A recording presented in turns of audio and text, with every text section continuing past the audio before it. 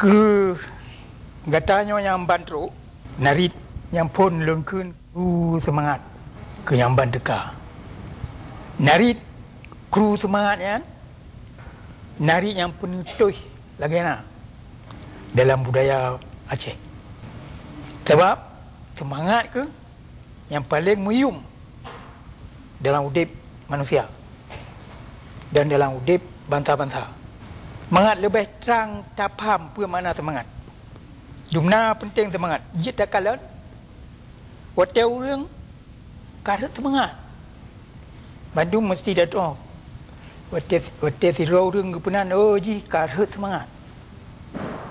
Yang orang karet semangat hanya je kurang le. Ya? Oleh yang baru dah tepa dek nayum semangatnya. Menanci dalam perang. Menang atau talo katanya dalam perang. Kau kan nak gaduh jawab. Karena kagaduh semangat.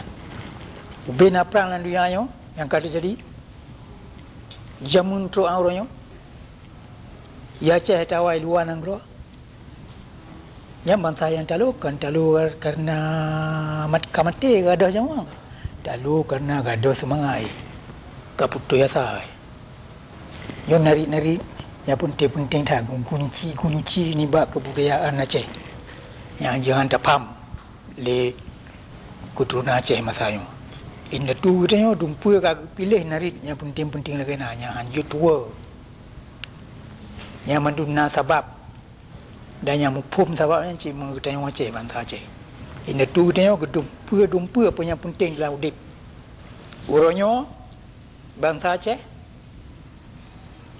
lagi adro ke nyo mandu. Hana kata tepa le.